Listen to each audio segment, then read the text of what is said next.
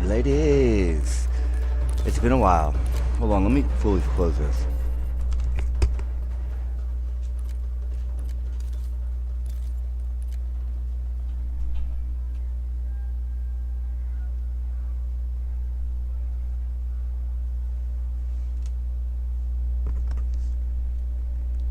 Alright.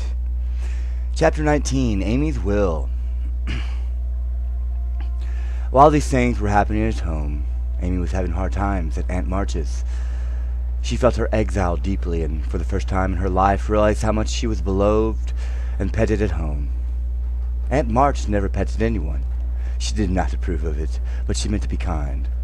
For the well-behaved little girl pleased her very much, and Aunt March had a soft place in her old heart for her nephew's children, though she didn't think it proper to confess it. She really did her best to make Amy happy, but dear me, what mistakes she made. Some old people keep young at heart in spite of wrinkles, and gray hairs can sympathize with children's little cares and joys, make them feel at home, and can hide wise lessons under pleasant plays, giving and receiving friendship in the sweetest way. But Aunt March had not this gift, as she worried Amy very much with her rules and orders. Her prim ways and long, prosy talks, finding the child more docile and amiable than her sister. The old lady felt it her duty to try and counteract, as far as possible, the bad effects of home freedom and indulgence. So she took Amy by the hand and taught her as she herself had been taught 6 years ago, a process which carried dismay to Amy's soul and made her feel like a fly in the web of a very strict spider.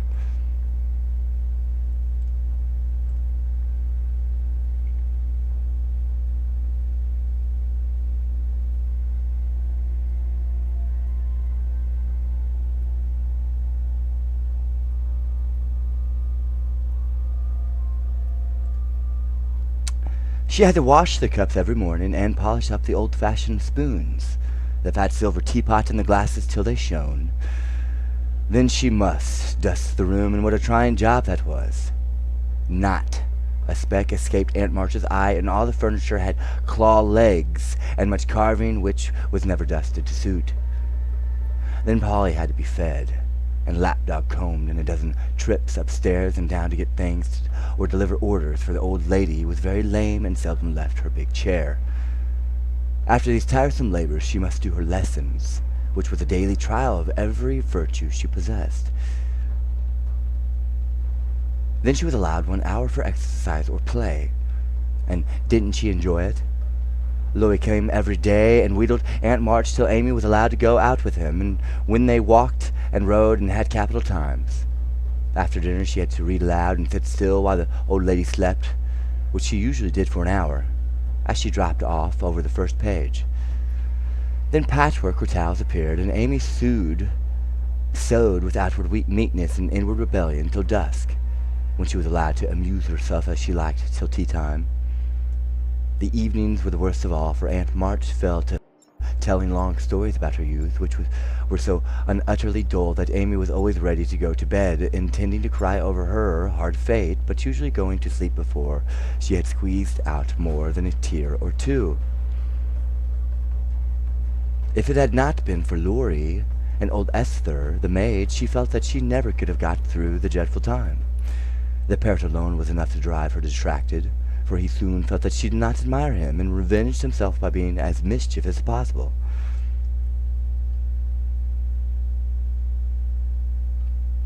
He pulled her hair whenever she came near him, upset his bread and milk to plague her when she had newly cleaned his cage, made Mop bark by pecking at him while Madame dozed, called her names before company, and behaved in all respects like a reprehensible old bird. Then she could not endure the dog. A fat, cross beast, was snarled and yelped at her when she made his toilet, and who lay on his back with all his legs in the air in a most idiotic expression of countenance when he wanted something to eat, which was about a dozen times a day. The cook was bad-tempered, the old coachman was deaf, and Esther the only one was ever took any notice of the young lady.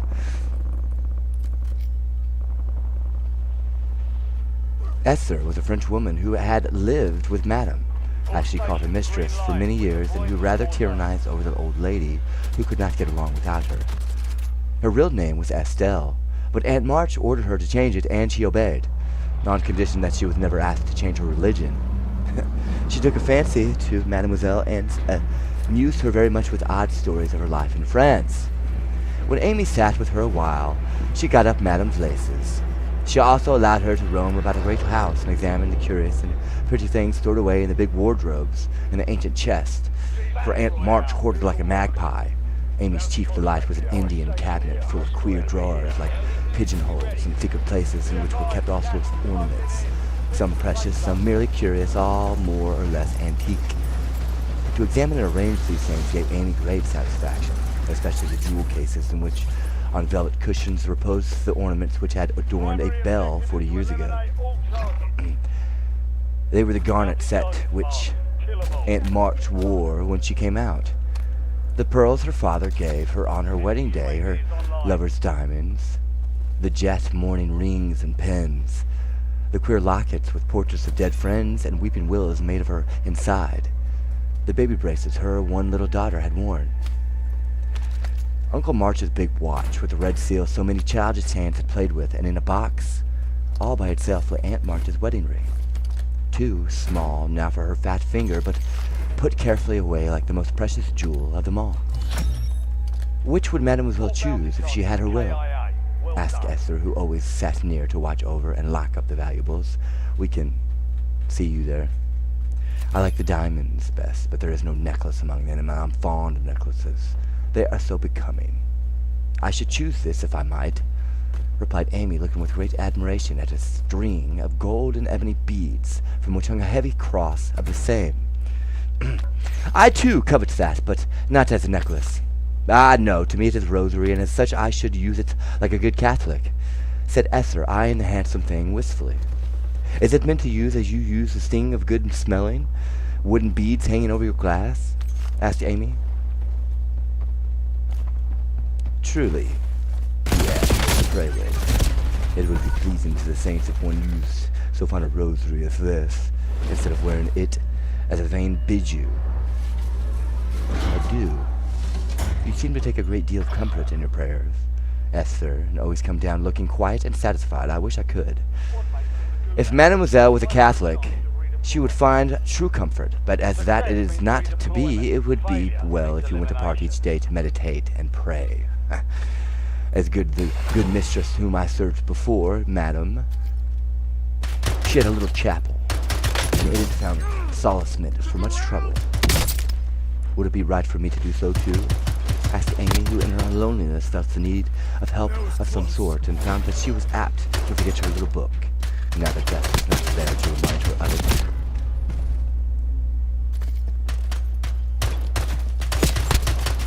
It would be excellent and charming, and I shall gladly arrange the little dressing room for you if you like it. Say nothing to madam, but when she sleeps, go you, and sit alone a while to think good thoughts, and pray the dear God preserve your sister. Esther was truly pious and quite sincere in her advice, for she had an affectionate heart and felt much for the sisters in their anxiety. Amy liked the idea and gave her leave to arrange the light closet next to her room, hoping it would do her good. I wish I knew where all these pretty things would go when Aunt March dies, she said as a lowly replacement to the shining rosary, and shut the jewel cases one by one. To you and your sisters I know it. Madam confides in me. I witnessed her will, and it is to be so, whispered Esther, smiling. How nice! But I wish she'd let us have them now. Procrastination is not agreeable, observed Amy, taking a last look at the diamonds. It is too soon yet for the young ladies to wear these things. The first one, who is affianced with half of the pearls, madam, has said it, and I have a fancy that the little turquoise ring will be given to you when you go, for madam approves your good behavior and charming manners. Do you think so? Oh, I'll be a lamb if I can only have that lovely ring. It's ever so much prettier than Kitty Byron's. I do like Aunt March after all, and Amy tried on the blue ring with a delighted face and a firm resolve to earn it. From that day she was a model of obedience, and the old lady complacently admired the success of her training. Esther fitted up a closet with a little table, placed the footstool before it, and over it a picture taken from one of the shut-up rooms.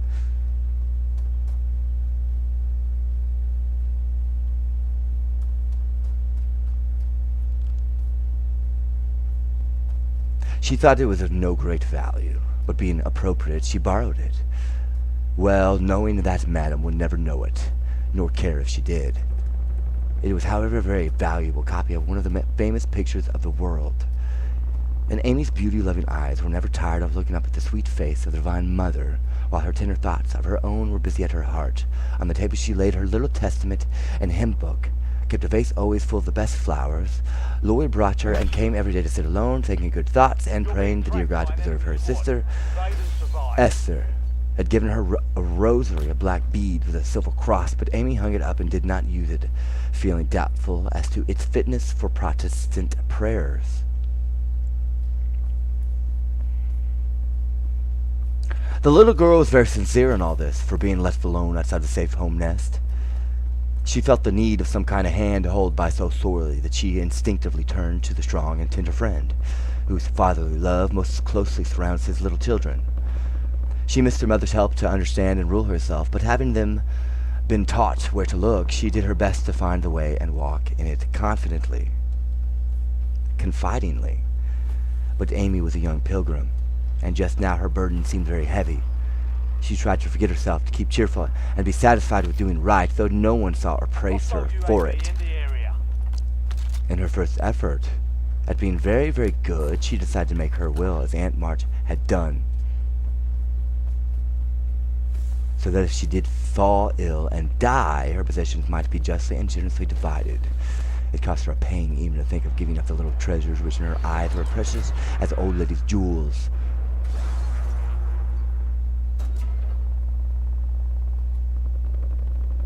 During one of their play hours, she wrote out the important documents as well as she could, with some help with Esther as to ascertain legal terms, and when the good-natured French woman had signed her name, Amy felt relieved and elated by to show Laurie, whom she wanted as a second witness.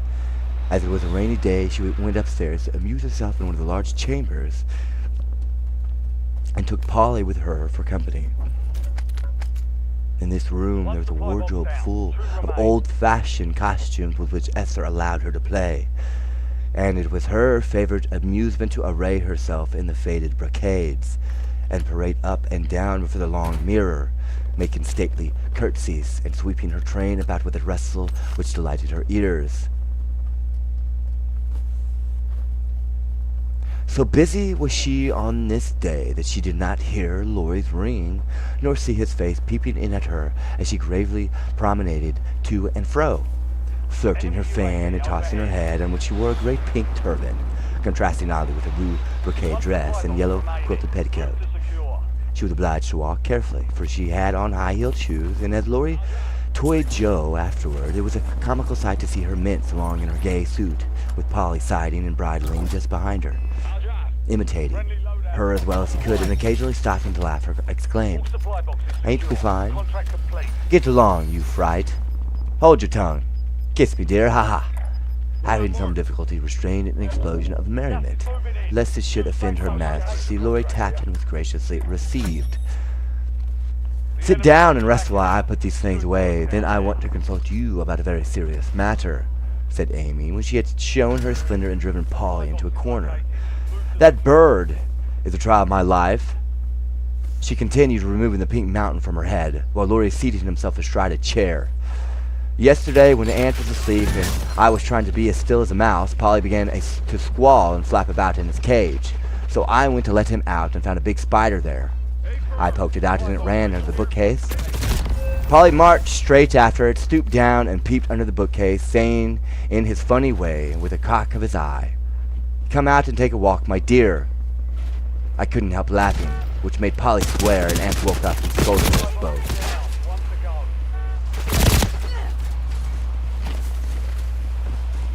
"Did the spiders accept the old fellow's invitation?" asked Laurie, yawning. Yes, out it came, and away ran Polly, frightened to death, and scrambled up on Aunt chairs, calling out, "Catch her, catch her, catch her," as I chased the spider. "That's a lie, oh Lord," cried the parrot, peeking at Laurie's toes. "I'd wring your neck if you were mine, you old torment," cried Laurie, shaking his fist at the bird, who put his head on one side and gravely croaked, "Alloo-ree. Bless your buttons, dear." "Now I'm ready," said Amy, shutting the wardrobe and taking a piece of paper out of her pocket. I want you to read that, please, and tell me if it's illegal and right. I felt that I ought to do it, for life is uncertain. I don't want my ill feeling over my tomb. It said nay. Laurie bit his lips and, turning a little from the pensive speaker, read the following document with praiseworthy gravity considering the spelling. My last will and testament.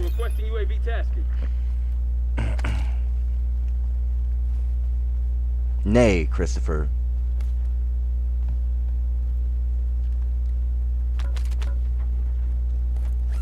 I, Amy Curtis, Marge, leading my sane mind, do give and bequeath all my earthly property, viz., to wit, namely, Clayton Dale Smith, to my father, my best pictures, sketches, maps, and works of art, including frames, also my $100 to do what he likes with, to my mother all my clothes except the blue apron with pockets, also my likeness and my medal with much love. To my dear sister Margaret, I give my turquoise ring, also my green box with the doves on it, also my piece of zeal lace for her neck, and my sketch of her as a memorial of her little girl.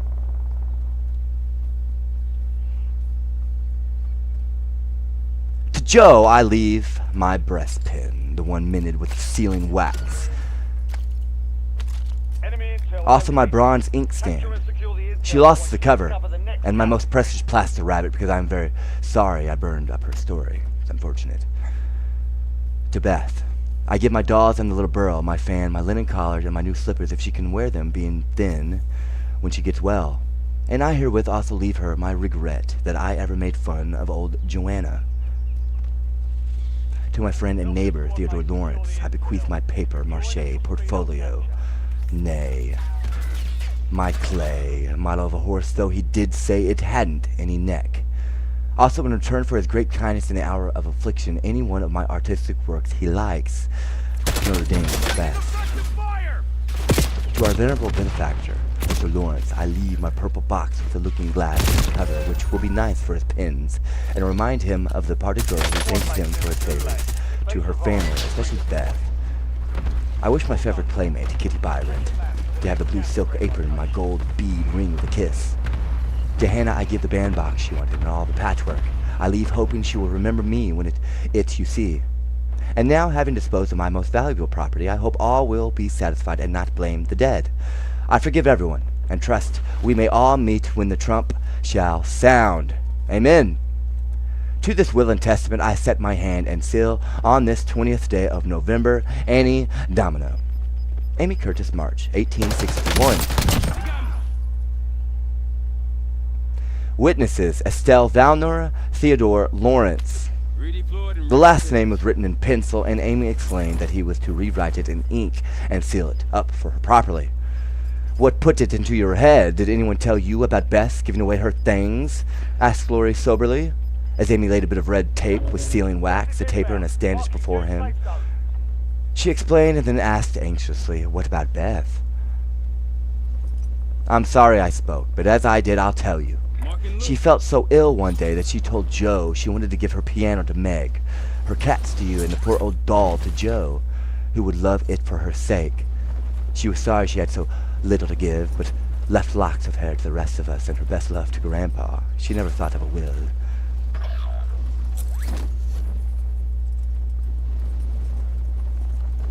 Laurie was signing and sealing as he spoke, and did not look up till a great tear dropped on the paper. Amy's face was full of trouble, but she only said, "Don't people put sort of postscripts to the wills sometimes?" "Yes, codicils, they call them." "Put one in mind, then, that I wish all my curls cut off and given round to my friends. I forgot it. But I want it done, though it will spoil my looks." Laurie added it, smiling at Amy's last and greatest sacrifice. Then he amused her for an hour and was much interested in all her trials. But when he came to go, Amy held him back to whisper with trembling lips, "Is there really any danger about Beth?" "I'm afraid there is, but we must hope for the best, so don't cry, dear." And Laurie put his arm about her with a brotherly gesture which was very comforting. When he had gone, she went to her little chapel, and sitting in the twilight prayed for Beth, with streaming tears and an aching heart, feeling that a million turquoise rings would not console her for the loss of her gentle little sister. Hey, firm.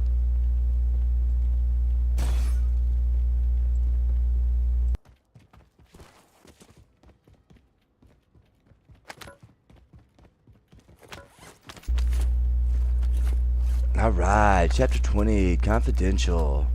Enemy advanced UAV is active. I don't think I have of Little Women by Louisa May. Chapter 20. I don't think I have my words in which to tell the meeting of the mother and daughters. Such hours are beautiful to live, but very hard to describe.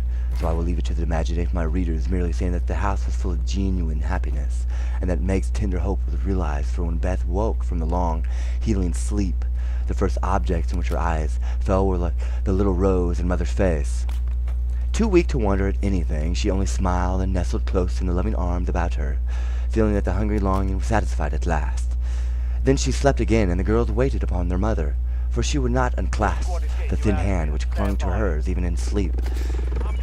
Hannah had dished up an astonishing breakfast for the traveler, finding it impossible to vent her excitement in any other way, and Meg and Joe fed their mother like dutiful young storks, while they listened to her whispered account of father's state. Mr. Brooks promised to stay and nurse him, the delays which the storm occasioned on the homeward journey, and the unspeakable comfort Laurie's hopeful face had given her when she arrived, worn out with fatigue, anxiety, and cold. What a strange yet pleasant day that was, so brilliant and gay without, for all the world seemed abroad to welcome the first snow. So quiet and reposeful within, for everyone slept, spent with watching, and a Sabbath stillness reigned through the house. While nodding, Hannah mounted guard at the door. With a blissful sense of burdens lifted off, Meg and Joe closed the weary eyes and lay at rest, like storm-beaten boats safe at anchor in a quiet harbor. Mrs. March would not leave Bess's side, but rested in the big chair, waking often to look at the touch, and brood over her child like a miser over some recovered treasure. Laurie, meanwhile, posted off to comfort Amy, and told his story so well that Aunt March actually sniffed herself, and never once said, "I told you so." Amy came out so strong on this occasion that I think the good thoughts in the little chapel really began to bear fruit.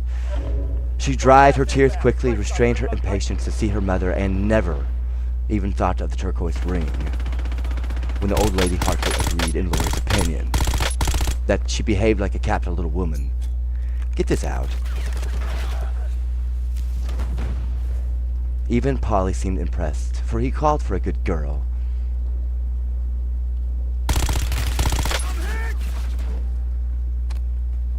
Bless her buttons, and beg her to come and take a walk, dear, Reloading.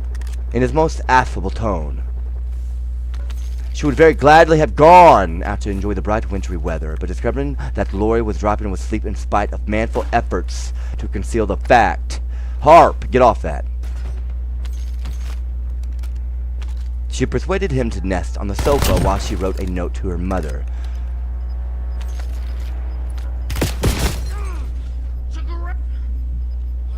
The drone, get it down. Get the drone off my, get the drone off my TV, I'm not kidding.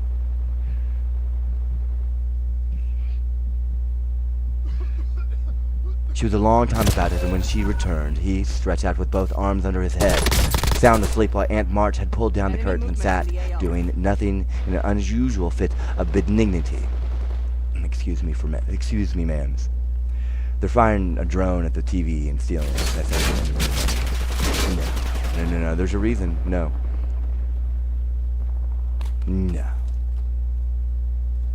After a while, they began to think that he was not going to wake up till night, and I'm not sure that he, goodbye, would had not been effectually roused by Amy's cry of joy at sight of her mother. There probably were a good many happy little girls in and about the city that day. Yeah, that mad. But it is my private opinion that Amy was the happiest of all, when she sat in her mother's lap and told her trials, receiving consolation and compensation in the shape of approving smiles and fond caresses. They were alone together in the chapel, to which her mother did not object when its purpose was explained to her.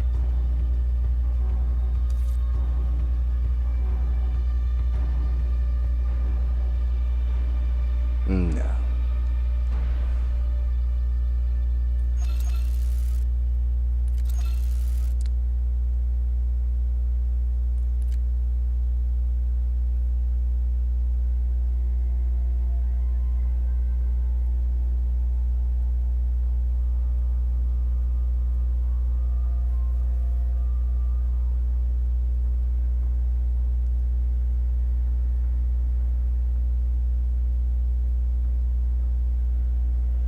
On the contrary, I like it very much, dear, looking from the dusty rosary to the well-worn little book and the lovely picture with its garland of evergreen.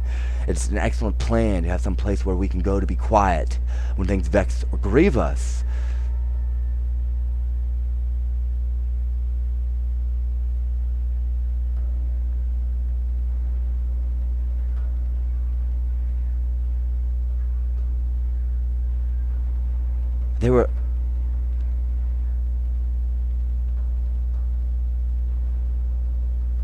There are a good many hard times in this life of ours, but if we can always bear them if we ask help in the right way. I think my little girl is learning this. Get off the nuclear device.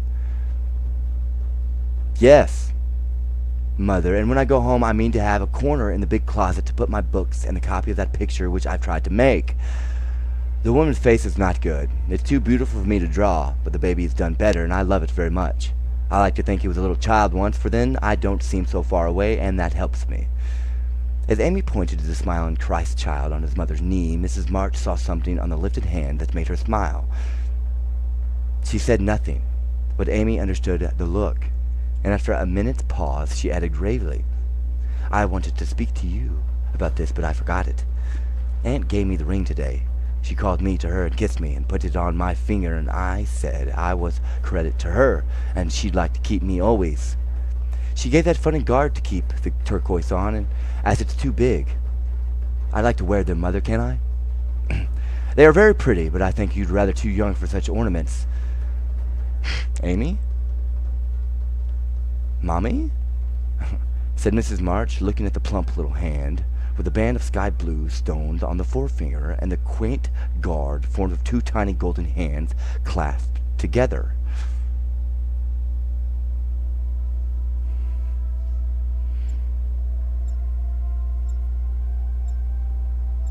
"I'll try not to be vain," said Amy. "I don't think I like it only because it's so pretty, but I want to wear it as the girl in the store wore her bracelet, so remind me of something."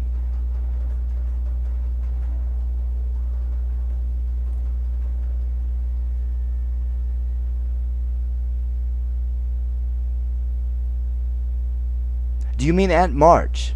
asked her mother, laughing. "No, to remind me not to be selfish." Amy looked so earnest and sincere about it that her mother stopped laughing and listened respectfully to the little plan. "I thought a great deal lately about my bundle of naughties, and being selfish is the largest one in it, so I'm going to try hard to cure it, if I can. Beth isn't selfish, and that's the reason everyone loves her and feels so bad at the thought of losing her. People wouldn't feel so bad about me if I was sick, and I don't deserve to have them, but I'd like to be loved and missed by a great many women. So I'm going to try and be like Beth all I can. I'm apt to forget my resolutions, but if I had something always about me to remind me, I guess I should do better. Maybe we try this way? Yes. I have more faith in the corner of the big closet. Wear your ring, dear, and do your best. I think you will prosper, for the sincere wish to be good is half the battle. Now I must go back to Beth. Keep your heart, little daughter, and we will soon have you home again."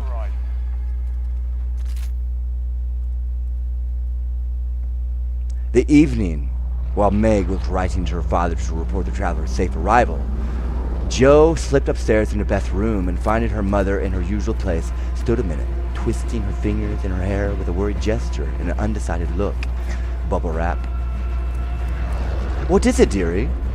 asked Mrs. March, holding out her hand with a face which invited confidence. "I want to tell you something, Mother." "About Meg?" "How quickly you guessed. Yes, it's about her, and it's a little thing. It fidgets me." Gas is approaching your position. Move to the safe zone.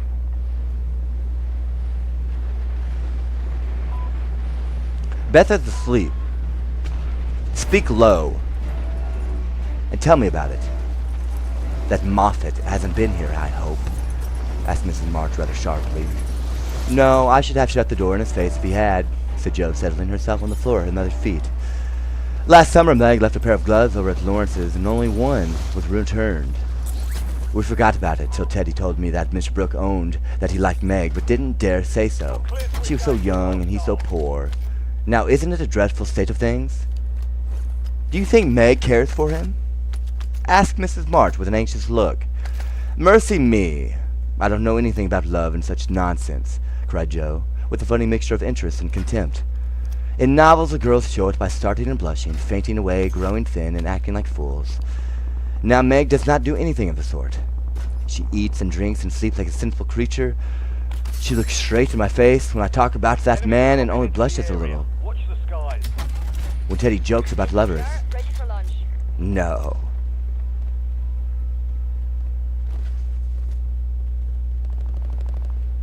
I forbid him to do it, but he doesn't mind me as he ought. Then you fancy that Meg is not interested in John? No. Who? Cried Joe, staring. Mr. Brooke. I call him John. Now, we fell into the way of doing so at the hospital, and he likes it.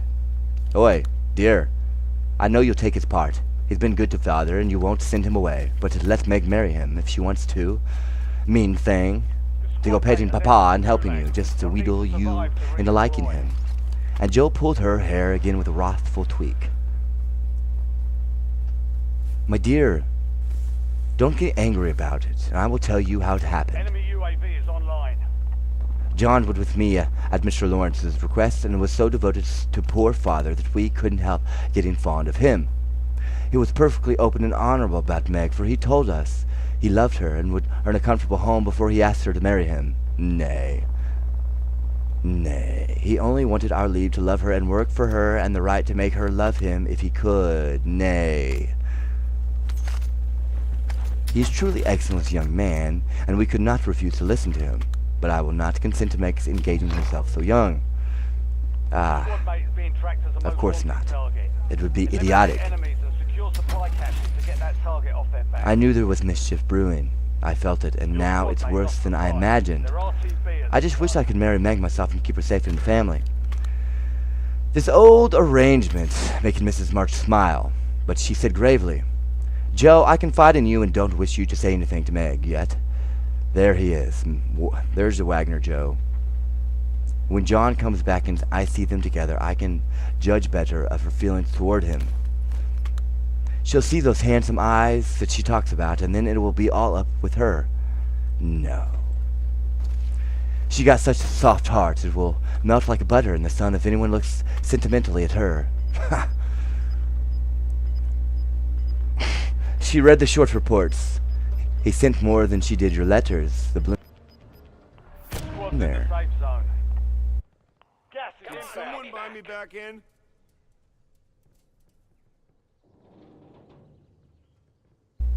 She pinched when I spoke of it and likes brown eyes and doesn't think John an ugly name. And she'll go and fall in love, and there's an end to peace and fun and cozy times together. Nay, I see it all. They'll go lovering around the house, and we shall have to dodge. Meg will be absorbed and no good to me anymore. Brooke will scratch up a fortune somehow, carry her off and make a hole in the family. And I shall break my heart and everything will be abominably uncomfortable. Oh, dear me, why weren't we all boys? Then there wouldn't be any bother.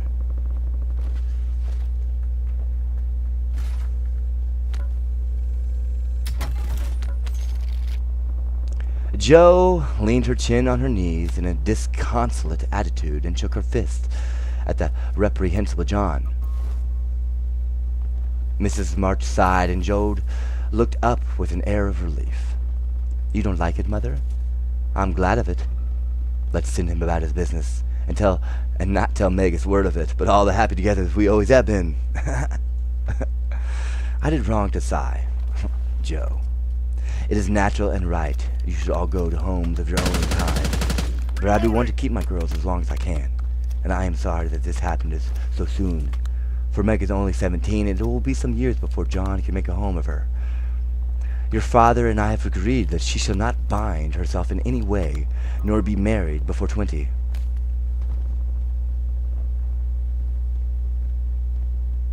If she and John love one another, they can wait and rest the love by doing so. You She kept is your squad mate unconscious. alive. Most wanted contract complete. I have no fear of her treating him unkindly. My pretty tender-hearted girl, I hope things will go happily with her. Had you rather have her marry a rich man? Asked Joe, as her mother's voice faltered a little over the last words. Money is a good and useful thing, Joe, and I hope my girls will never feel the need of it too bitterly nor be tempted by too much. I should like to know that John was firmly established in some good business.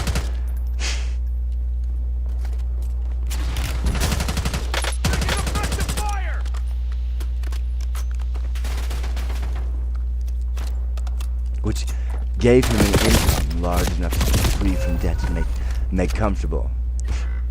I'm not ambitious for a splendid fortune, a fashionable position, or a great name for my girls. If rank and money come with love and virtue also, I should accept them gratefully and enjoy your good fortune.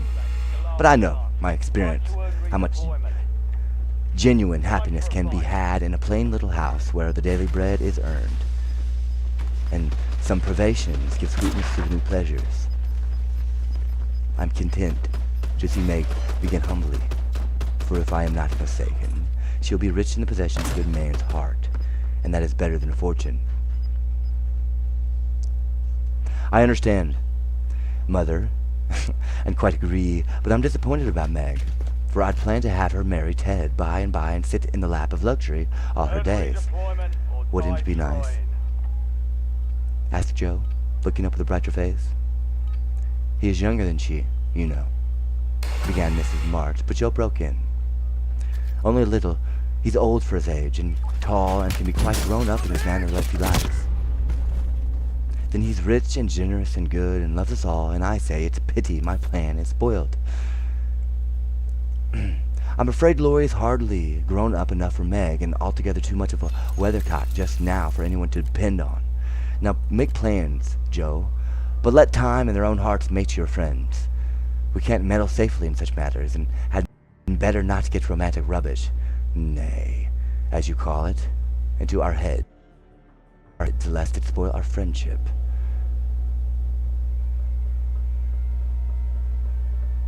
Well, I won't, but I hate to see things going all crisscross and getting snarled up, when a pull here and a snip there would straighten it out. I wish wearing flat irons on our heads would keep us from growing up, but buds will be roses and kittens cats, more the pity. What's that about flat irons and cats? Asked Meg if she crept into the room with a finished letter on her hand.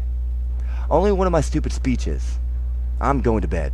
Come, Peggy, said Joe, unfolding herself like an animated puzzle. Quite right, and beautifully written. Please add that I send my love to John, said Mrs. March as she glanced over the letter and gave it back. Do you call him John?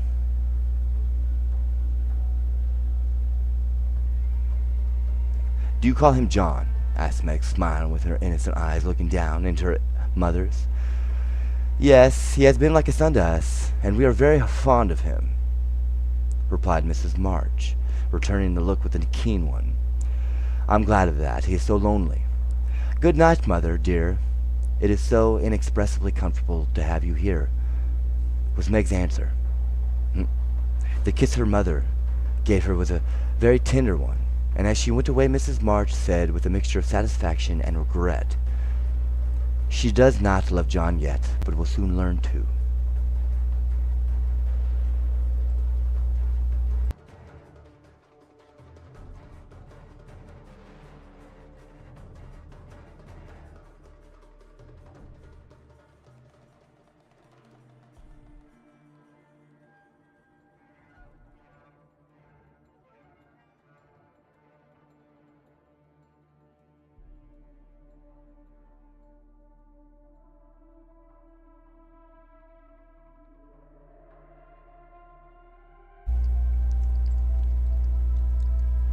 Alright, chapter 21 of Little Women. Laurie makes mischief and Joe makes peace. Joe's face was a study next day, for the secret rather weighed upon her, and she found it hard not to look mysterious and important. Meg observed it, but did not trouble herself to make inquiries, for she had learned that the best way to manage Joe was by the law of contraries, so she felt sure of being told everything she did not ask. She was rather surprised, therefore, when the silence remained unbroken, and Joe assumed a patronizing air, which decidedly aggravated Meg, who in turn assumed an air of dignified reserve, and devoted herself to her mother. This left Joe to her own devices, For Mrs. March had taken her place as nurse and bade her rest, exercise, and amuse herself after her long confinement.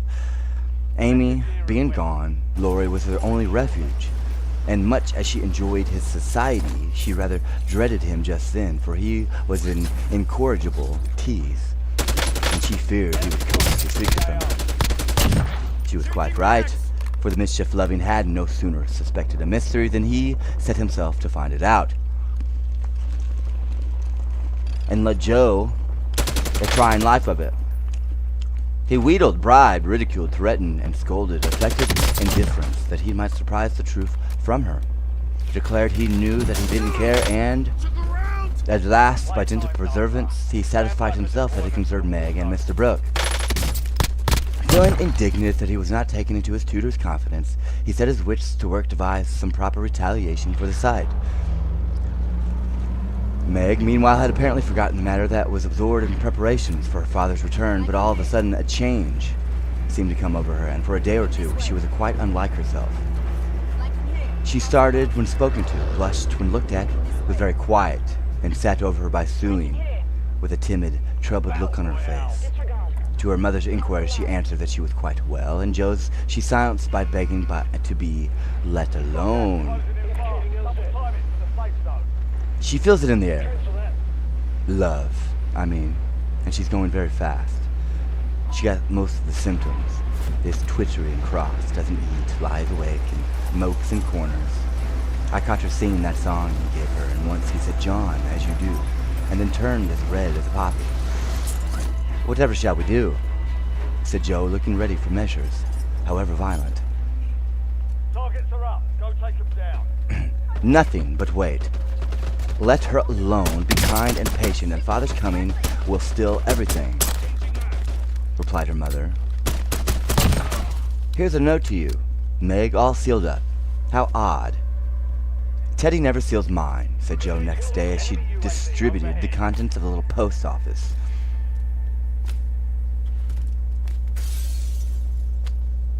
Mrs. March and Joe were deep in their own affairs when a sound from Meg made them look up to see her staring at her note with a frightened face. I'm reloading.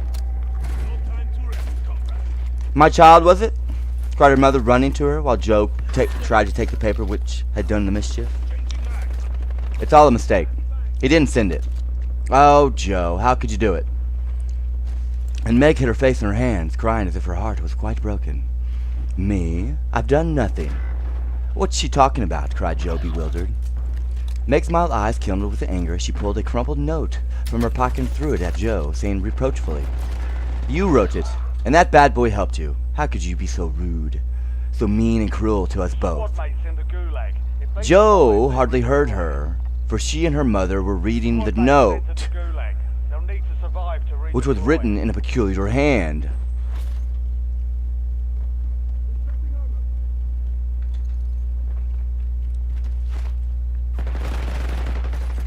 My dearest Margaret, I can no longer restrain my passion and must know my fate before I return. I dare not tell your parents yet, but I think they would consent if they knew that we adored one another. Mr. Lawrence will help me to some good place, and then, my sweet girl, you will make me happy. I implore you to say nothing to your family yet, but to send the one word of hope through Laurie to your devoted John.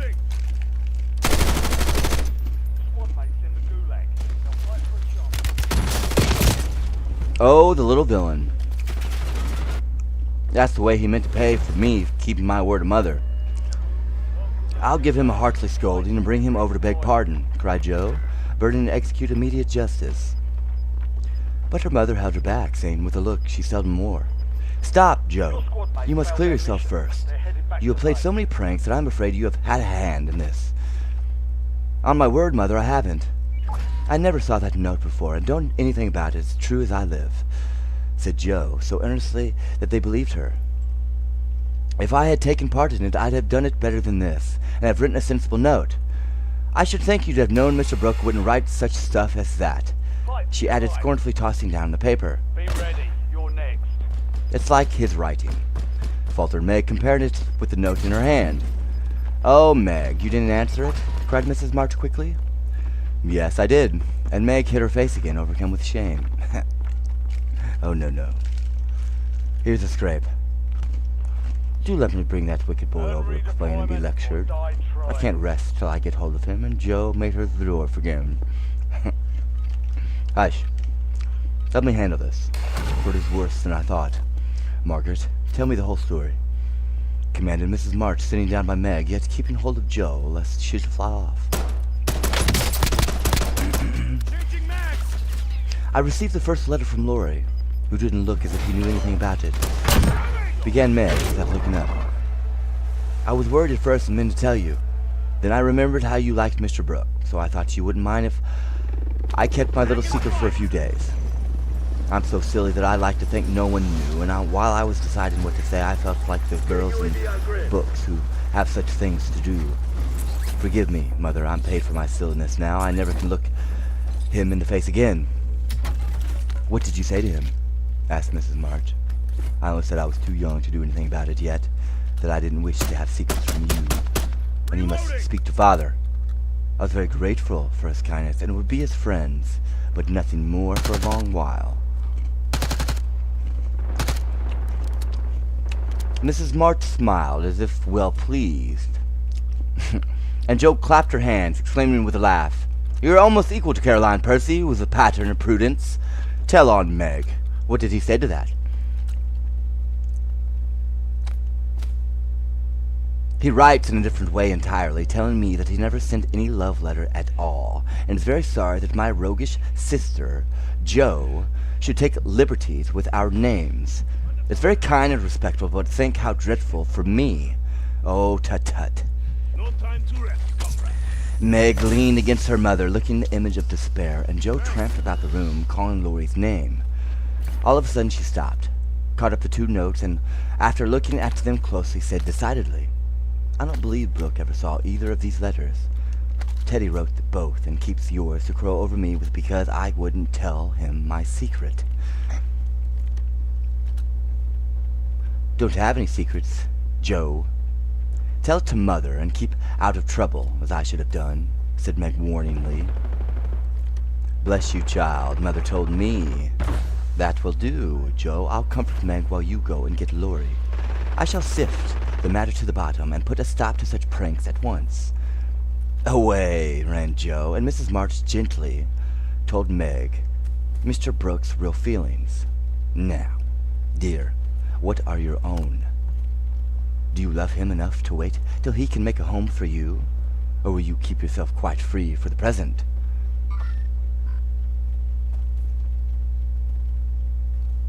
"I've been so scared and worried. I don't want to have anything to do with lovers for a long while. Perhaps never," answered Meg petulantly. "If John doesn't know anything about his nonsense, don't tell him, and make Jo and Laurie hold their tongues. I won't be deceived and plagued and made a fool of. It's shame." Seeing Meg's usually gentle temper with aroused and her pride hurt by the mischievous yoke, Mrs. March soothed her by promises of entire silence and great discretion for the future. The instant Laurie's step was heard in the hall, Meg fled into the study, and Mrs. March received the culprit alone. No. Jo had not told him why he was wanted, fearing he wouldn't come, but he knew the minute he saw Mrs. March's face, and stood twirling his hat with a guilty air, which convicted him at once. Jo was dismissed, but chose to march up and down the hall like a sentinel. Having some fear that the prisoner might bolt, the sound of voices in the parlor rose and fell for half an hour. But what happened during that interview, the girls never knew. When they were called in, Laurie was standing by their mother with such a penitent face that Jo forgave him on the spot, but did not think it wise to betray the fact. Meg received his humble apology and was much comforted by the assurance that Brooke knew nothing of the joke. "I'd never tell him to my dying day. Wild horses shan't drag it out of me, so you'll forgive me, Meg, and I'll do anything to show how out and out sorry I am," he added, looking very much ashamed of himself. "I'll try, but it was a very ungentlemanly thing to do. I don't think you could be so sly and malicious, Laurie." replied Meg, trying to hid her maidenly confusion and her gravely reproachful air.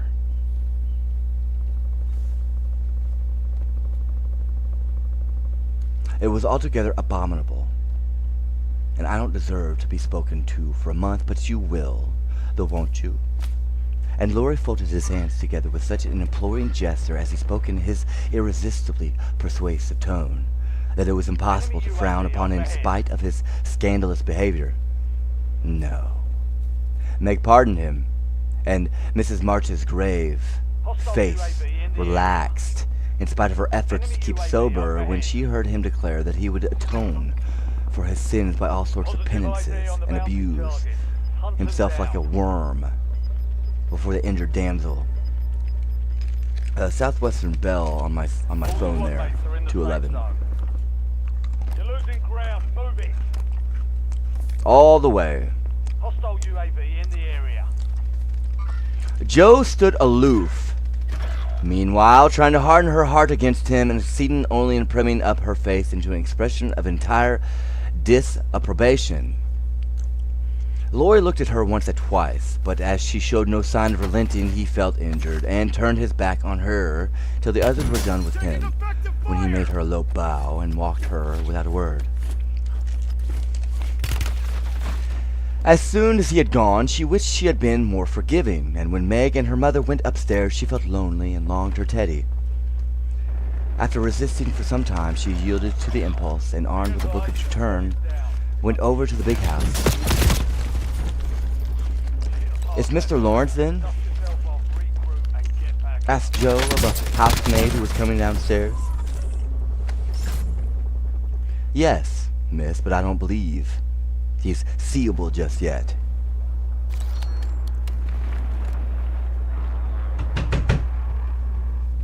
"Why not? Is he ill?" "La, no, miss. But he's had a scene with Mr. Laurie, who is in one of his tantrums about something which vexes the old gentleman, so I durst go nigh him." "Where's Laurie?" "Shut up in his room, and he won't answer, though I've been a-tapping. I don't know what's to become of the dinner, for it's ready, and there's no one to eat it." "I'll go and see what the matter is. I'm not afraid of either of them." Up went Jo and knocked smartly on the door of Laurie's little study. "Stop that, or I'll open the door and make you," called out that young gentleman in a threatening tone. Jo immediately knocked again. The door flew open, and she bounced before Laurie she could recover from his surprise. Seeing that he really was out of temper, Jo, who knew how to manage him, assumed a contrite expression, and going artistically down upon her knees, said meekly, "How? Please forgive me for being so cross. I came to make it up, and can't go away till I have." "It's all right. Get up and don't be a goose, Jo," was the cavalier reply to her petition. "Thank you, I will. Could I ask what's the matter? You don't look exactly easy in your mind." "I've been shaken, and I won't bear it," growled Laurie indignantly. "Who did it?" demanded Jo. "Grandfather. If it had been anyone else, I'd have." And the injured youth finished his sentence by an energetic gesture of the right arm. "That's nothing. I often shake you, and you don't mind," said Jo soothingly. "Pooh! You're a girl, and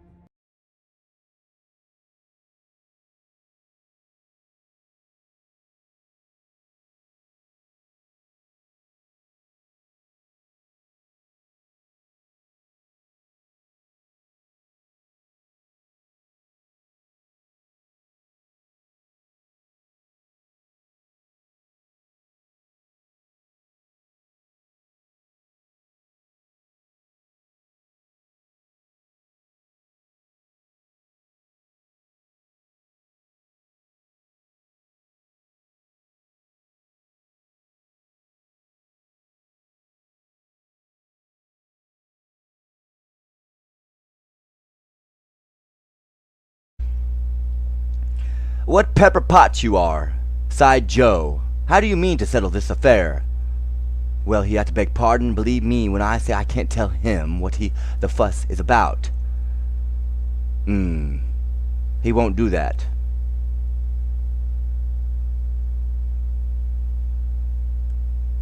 I won't go down till he does. Now, Teddy, be sensible. Let it pass, and I'll explain what I can.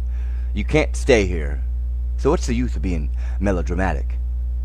I don't intend to stay here long anyway. I'll slip off and take a journey somewhere, and when Grandpa misses me, he'll come around fast enough. I dare say, but you ought not to go and worry him. Don't preach. I'll go to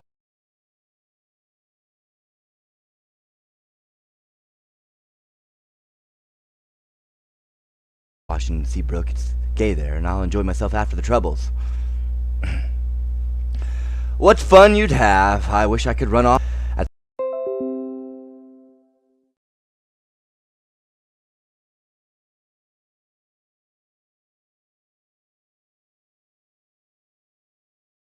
Come on, then. Why not? You go and surprise your father. I'll stir up old Brooke. It would be a glorious joke. Let's do it, Joe. We'll have a letter saying we are all right and try.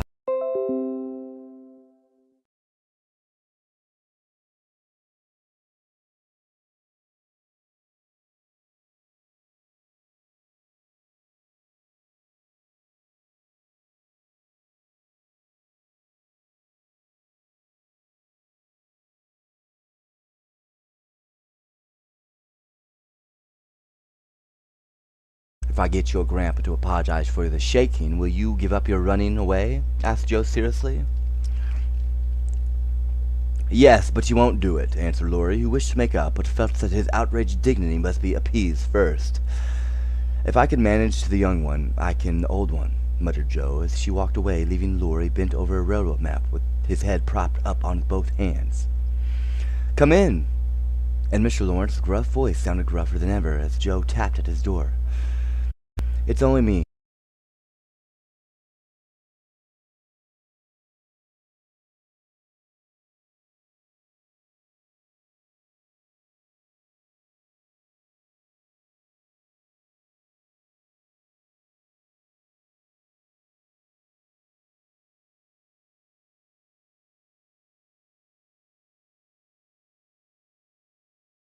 Sir, come to return a book, she said blandly as she entered.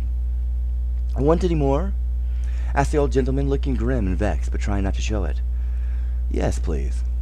I like old Sam so well, I think I'll try the second volume, returned Joe, hoping to appropriate him by accepting a second dose of Boswell Johnson, as he had recommended that lively work. The shaggy eyebrows unbent a little as he rolled the steps toward the shelf where the Johnsonian literature was placed. Joe skipped up and, sitting on the top step, affected to be searching for her book. But she was really wondering how best to introduce the dangerous object of her visit. Nay. Perry, no. Nay.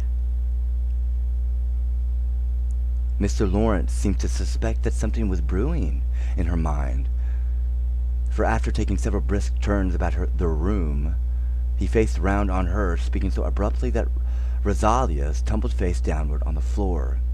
Sam, get the... Okay. When we were kids, Perry has put his face... Perry's the one with his arc.